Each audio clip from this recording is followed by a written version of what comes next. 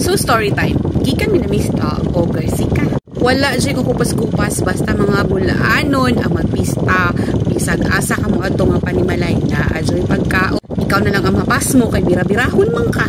Mamili ka kung asa ka mukaon nga panimalay. So dili ka mapas mo tungod kay way pagkaon. Mapas mo ka kay sige bira-bira. Tinuod jud ay.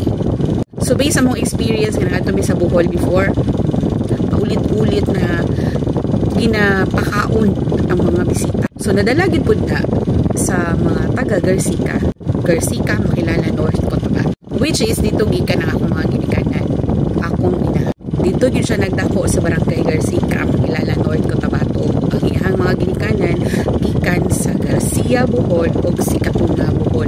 Nang i-join together ang duha ka pangalan sa lugar sa Bohol nahimong Garcia. Kay lagi majority of the people who were resident in that area are actually from Bohol.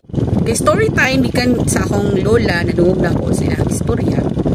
Ipasa po, passed over through generations, ikan sa ilaha, sa kululo, hanggang sa mga.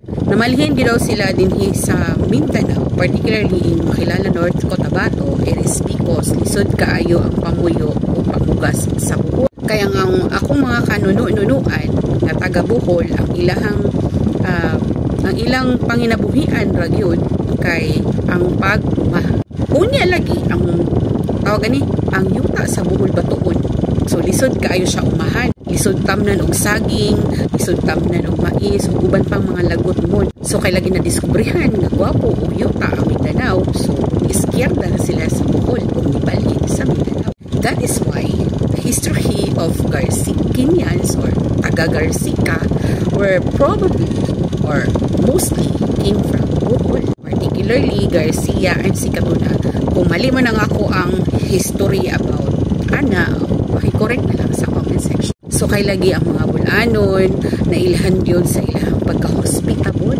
So that means every time na naa ka unya pagpista ang mga bulanon, sure yun ko makakaunjud ka bisag asa ka mo adto nga panimalay. Magamay madako nga balay naa gyud na higay.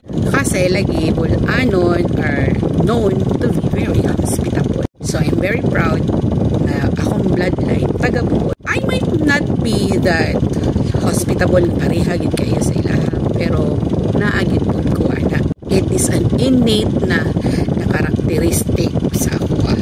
Basta di ka magutman kung mauban mo bulan. So kay naa pa may panihapon, na daw si Elias TV dito. Adto daw si Elias dito mag-perform sa Barangay Garcia. So sa paghihulat ninyo, gora na si Elias